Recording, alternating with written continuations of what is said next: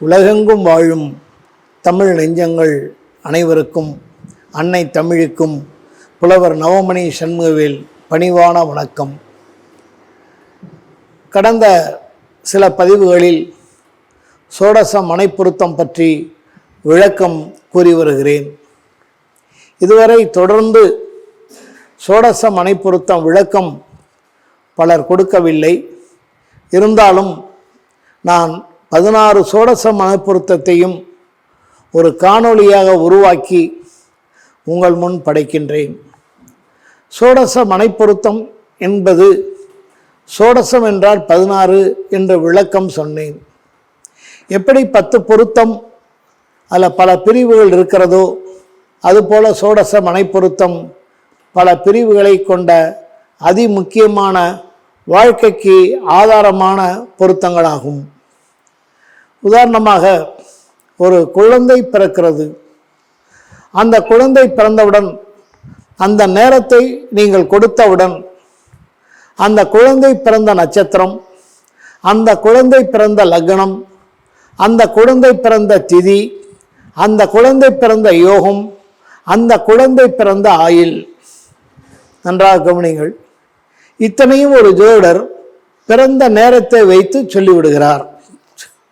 அதுபோல ஒரு வீட்டினுடைய வெளி அளவாகிய நீளம் அகலத்தை பெருக்கி நான் முன்பு கூறியதுபடி குழிக்கணக்காக்கி ஒவ்வொரு குழிக்கும் 16 பொருத்தங்கள் போடுகின்ற பொழுது அந்த குழிக்கென்று ஒரு நட்சத்திரம் வரும், அந்த குழிக்கென்று ஒரு லக்னம் வரும், அந்த குழிக்கென்று ஒரு திதி வரும், அந்த குழிக்கென்று ஒரு வாரம் வரும், அந்த குழிக்கென்று ஆயுள் வரும். இதற்கு மேலே மற்றதும் வரும். இதையெல்லாம் வைத்து தான் அந்த குழி சிறப்பான குழியா அல்லது தேவையில்லாமல் விளக்கக்கூடிய குழியா என்பதை நாம் ஒரு முடிவு செய்கிறோம். எனவே இந்த கலையை, இந்த அற்புத கணிதத்தை நமக்கு கொடுத்த வாஸ்து மகரிஷிகளை நான் மனதார வணங்குகிறேன். அந்த 16 பொருத்தம் என்ன என்பதை விளக்கம் சொல்லுகிறேன். நண்பர்களே, முதல் பொருத்தம் கற்ப பொருத்தம். ஒரு விலங்காகட்டும் அல்லது மனிதனாகட்டும் தோன்றுவது ஒரு அன்னையினுடைய வயிற்றில் இருந்து தோன்றுகிறான். அப்போ அந்த வயிற்றில் இருக்கின்ற அந்த சிசுவுக்கு, அந்த பெண்மணிக்கு நாம் கர்ப்பவதி என்று அழைக்கிறோம். எனவே வயிற்றில் இருக்கின்ற பெண் ஆணா பெண்ணா என்று பார்க்கிற அளவிற்கு இன்றைக்கு விஞ்ஞானம் வளர்ந்தாலும் கூட கர்ப்பம் என்பது அது எத்தன்மைத்து, அந்த கர்ப்பம் சரியாக இல்லாவிட்டால், கர்ப்பம் குழிக்கணக்குக்கு சரியாக வரவில்லை என்றால் கர்ப்பம் சிதையும், நம் வாழ்க்கை சிதையும். எனவே நல்ல கர்ப்பத்தை தேர்ந்தெடுப்பது நமது அவசியம். அதை பற்றி விளக்கம் அடுத்து பார்ப்போம். அடுத்து ஆதாயம் விரயம்.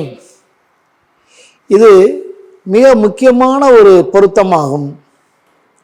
நாம் என்னதான் வீடு கட்டி நவீனமாக கட்டி நீச்சல் குளமெல்லாம் வைத்து கார் பார்க்கிங் வைத்து சேட்டிலைட் வைத்து என்னென்ன நவீன வசதிகள் இருக்கோ அத்தனையும் செய்தாலும் கூட அந்த வீட்டிலே வருகின்ற வருமானம், அதாவது ஆதாயத்தை விட விரயம் என்ற செலவு குறைவாக இருக்க வேண்டும்.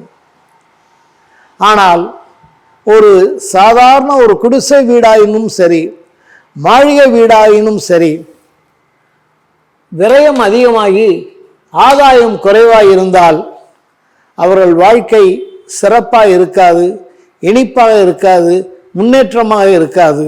எனவே இந்த பொருத்தமும் அவசியம்.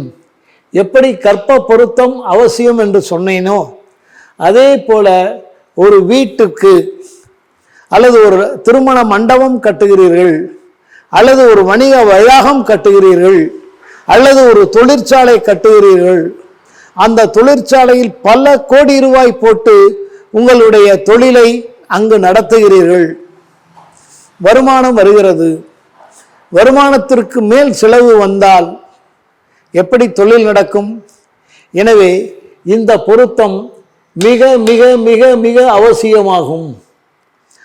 அதற்கடுத்து யோனி. யோனி என்பது பெண் குறி, ஆண் குறி என்று குறிக்கக்கூடியதற்கு பேர் தான் யோனி.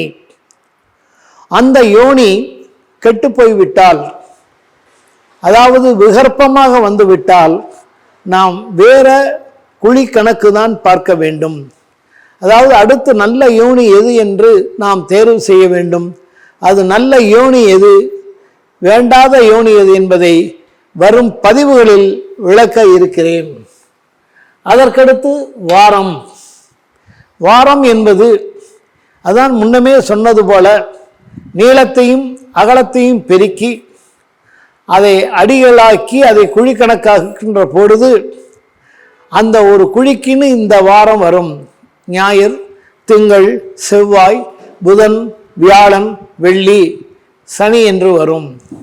அப்ப எந்த நாள் வந்தால் நாம் எடுத்துக்கொள்ளலாம், எந்த நாள் வந்தால் நாம் விலக்கிவிடலாம் என்ற ஒரு நிலையை இந்த கணக்கிலே நான் கொடுத்திருக்கிறேன். எனவே வாரம் நமக்கு மிக அவசியமாகிறது. அதற்கடுத்து பார்த்தீங்கன்னா திதி. உங்களுடைய மதியை, உங்களுடைய விதியை மாற்றி அமைப்பது விதி. உங்கள் ஜாதகத்தில் நீங்கள் எந்த திதியில் பிறந்திருக்கிறீர்களோ அந்த திதிப்படிதான் உங்களுடைய விதி நடக்கும்.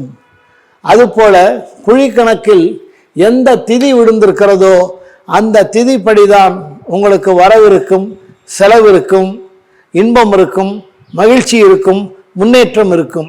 எனவே திதி மிக அவசியம். அதற்கடுத்து நட்சத்திரம். ஒரு குழந்தை பிறந்தவுடன் முதலிலே அர்ச்சனைக்கு போகின்ற பொழுது அந்த ஆலயத்தில் இருக்கின்ற அர்ச்சகர் குழந்தைக்கு என்ன நட்சத்திரம் என்று கேட்கிறார். அதுபோல ஒவ்வொரு வீட்டுக்கும் ஒரு நட்சத்திரம் பிறக்கும் குழிக்கணக்குப்படி. அப்படி என்றால் ஒரு மனிதனுக்கு நட்சத்திரத்தை வைத்து குண இயல்புகளை சொல்வது போல் இந்த நட்சத்திரத்தை வைத்து அந்த வீட்டினுடைய குண இயல்புகளை உறுதியாக சொல்லிவிடலாம். சரி, அதற்கடுத்து லக்னம். ஒரு ஜாதகத்தில் லக்னத்தை அடிப்படையாக வைத்து கொண்டுதான் இன்னது நடக்கும், யோகம் இப்படி இருக்கும், வருங்காலம் இப்படி இருக்கும் என்று நாம் கணக்கிடுகிறோம் அல்லவா? அதுபோல இந்த லக்னத்தை வைத்து கொண்டுதான் நாம் இந்த மனையினுடைய எதிர்காலத்தை சொல்லுகிறோம். அதற்கடுத்து 9வது, ஒரு வீடு என்பது எப்படி அம்சமாக இருக்கிறது, அது சிறப்பாக இருக்கிறதா, பார்ப்பதற்கு அழகாக இருக்கிறதா, அது மட்டுமல்ல வாஸ்து விதிகள் படி இருக்கிறதா என்பதை சொல்வதுதான் அம்சம். வம்சம் என்று சொல்ல பொழுது சிலர் வீடு கட்டி இருப்பார்கள், ஆனால் அந்த வீடு பார்ப்பதற்கு சிறப்பாக இருக்காது. அதனால் குடியேற பிறகும் அந்த வீட்டிலே சிறப்பான பலன்கள் நடக்காது. அப்படி சிறப்பான பலன்கள் நடக்க வேண்டும் என்றால் வம்சம் அவசியம். அதற்கடுத்து நேத்திரம். நேத்திரம் என்பது கண். ஒரு மனிதனுக்கு கண் அவசியம். கண் இல்லைன்னா ஒன்றும் செய்ய முடியாது. அதுபோல இந்த குழி கணக்கிலே நேத்திரம் இல்லை என்றால் கண்டிப்பாக அந்த குழியை தள்ளிவிட்டு வேற குழிக்கு தான் போக வேண்டும். நேத்திரம் 2 கண்ணு, அதாவது ஒரு கண்ணாவது இருக்கணும். ஒரு கண் இல்லாமல் ஒரு குருட்டு நேத்திரமாக இருந்தால் அந்த சதுரடியை நீங்கள் தேர்வு செய்யக்கூடாது. அதுக்கடுத்து ஆயில். சாதாரண புல் பூண்டில் இருந்து, விலங்குகளில் இருந்து, மனிதனில் இருந்து ஆயிலை குறிப்பிடுகிறார்கள். அதுபோல ஒரு குறிப்பிட்ட நீள அகலங்களை அளந்து அந்த கட்டடத்துக்கு எவ்வளவு ஆயில், எவ்வளவு காலம் அந்த கட்டடம் யோகமாக இருக்கும் என்பதை துல்லியமாக தெளிவாக கூற முடியும். ஆயில் இங்கே முக்கியம்.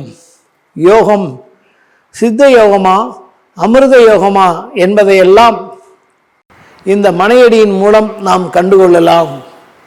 பஞ்சகம் என்று ஒன்று இருக்கிறது. முகூர்த்த காலத்திலே பஞ்சக சுத்தி என்று பார்ப்போம்.